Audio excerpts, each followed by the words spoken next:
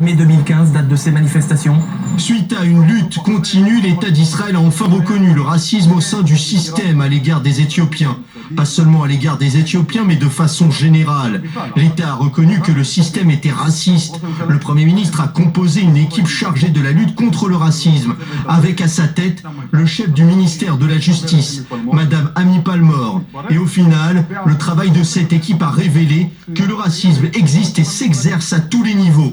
Pas seulement au sein de la police ou au ministère de la Justice, mais aussi dans les secteurs de la santé, du social, de l'intégration, du travail. En réalité, le racisme traverse toutes les strates du système. Il est si profondément enraciné dans l'ADN de ce système que nous en voyons le reflet dans la société israélienne. Et alors, en préparant cette émission, vous êtes même allé jusqu'à dire que toute cette grande opération, l'opération Moïse orchestrée par le Mossad, elle n'avait qu'un seul but au fond, qu'un seul objectif, c'était de déjouer une résolution des Nations Unies. Racontez-nous.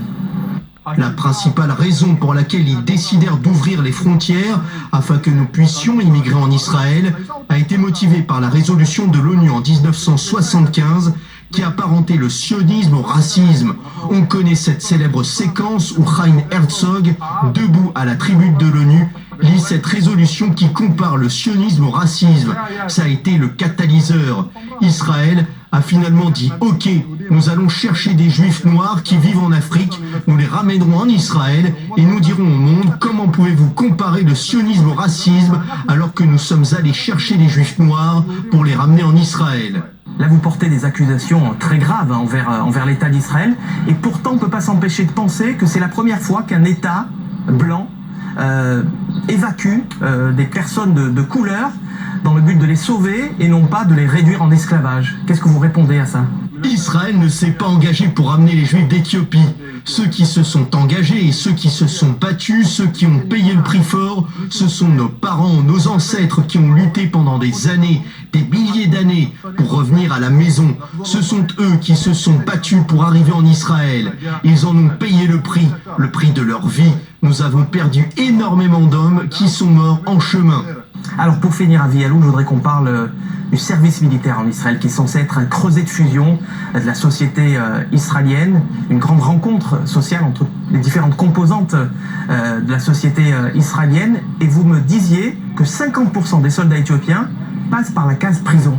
Le pourcentage le plus important de conscrits dans les unités combattantes est celui des jeunes Éthiopiens, plus de 80%, plus que les sionistes religieux, plus que les habitants des moshav ou des kibbutz. Mais que se passe-t-il ? 50% de ces recrues terminent au final dans les prisons militaires. 11% des prisonniers sont d'origine éthiopienne.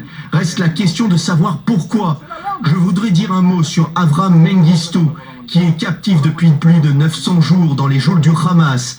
Et cela n'intéresse personne, cela n'intéresse pas la population israélienne, et cela n'intéresse pas les décisionnaires. Les seuls qui s'occupent du cas d'Avram Mengistu représentent une poignée de gens issus de la communauté éthiopienne. Nous savons que lorsqu'un malheur arrive, lorsqu'un citoyen juif est en détresse, peu importe où dans le monde, toutes les âmes d'Israël se mobilisent immédiatement. Mais quand il s'agit d'Avram Mengistu, silence, personne n'en parle. Et la question qui demeure en suspens, encore une fois, cela n'a-t-il rien à voir avec la couleur de peau d'Avram Mengistu ? Merci, Avi Yalou, de nous avoir reçus dans votre